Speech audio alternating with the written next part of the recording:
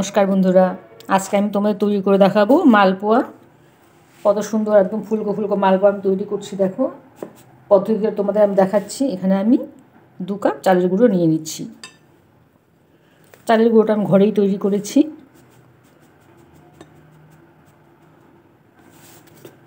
দু কাপ এখানে আমি চালের গুঁড়ো নিয়ে নিলাম। 1 কাপ পুরো ভরে নিয়ে নিচ্ছি ময়দা।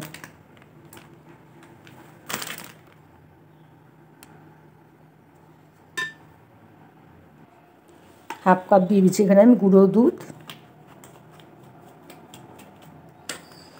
গুঁড়ো দুধটা দিলে মালপোয়া টেস্টটা ভীষণ ভালো আসে। এখানে হাফ কাপ গুঁড়ো দুধ দিয়ে দিলাম।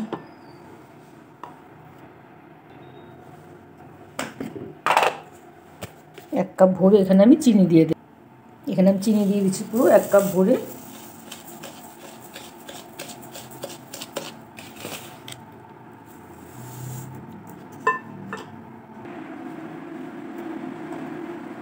এখানে আমি কয়েকটা মৌরির দানা নিয়েছি। এখানে আমি কয়েকটা মৌরির দানা দিয়ে দিলাম। সবগুলো উপকরণ খুব ভালো করে মিশিয়ে নিচ্ছি। এখানে আমি গরম জল ব্যবহার করছি। একটু উষ্ণ গরম থেকে একটু বেশি গরম নিয়েছি। এটা 2 কাপ জল এখানে আমি দিয়ে দিলাম।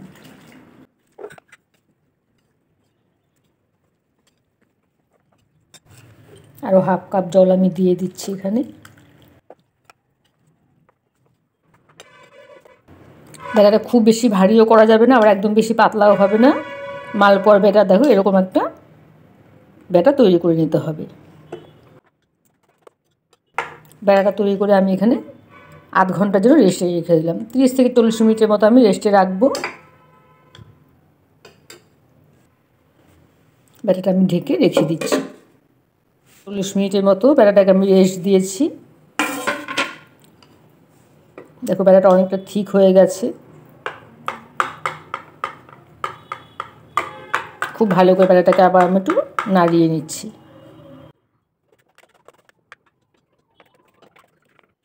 তেলটা আমি খুব ভালো করে গরম করে নিয়েছি। এখান থেকে 1 হাতা ব্যাটার নিয়ে আমি তেলের মধ্যে দিয়ে দিচ্ছি। গ্যাসের আঁচটা এই সময় আমি একটু কমিয়ে রেখেছি, খুব ভালো করে গরম করে নিয়ে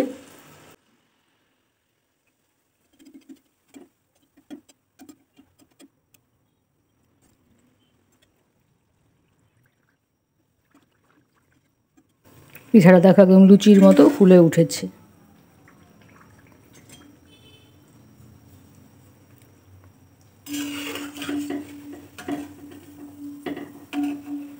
এটাকে আমি এক সাইড করে নিলাম। তেলটা একটু ঝরিয়ে নিচ্ছি। আর 1 হাতে ব্যাটারও আমি এখানে দিয়ে দিচ্ছি।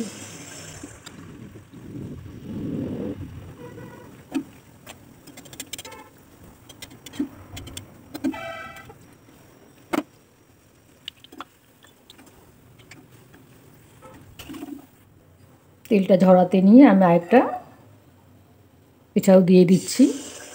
যখন আমি ব্যাটারটা দেবো তখন গ্যাসের আঁচটা আমি একদমই কমিয়ে নিতে হবে।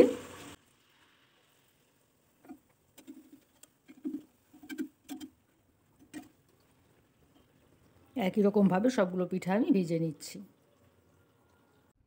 সবগুলো মালপোয়া আমি একসাথে ভেজে নিয়েছি। দেখো আমি তোমাদের ছিঁড়ে দেখাচ্ছি ভেতরটা কতটা নরম হয়েছে। দেখো ভেতরটা কতটা সুন্দর হয়েছে, নরম হয়েছে। এই পদ্ধতিতে তোমরা মালপোয়া তৈরি করবে। আমার এই মালপোয়া রেসিপি তোমাদের কেমন লাগলো জানাবে। আমার চ্যানেলটিকে সাবস্ক্রাইব করে দিও আর লাইক কমেন্ট দিতে ভুলো না। ঠিক আছে বন্ধুরা, আজকের মতো এখানেই রাখছি। টাটা।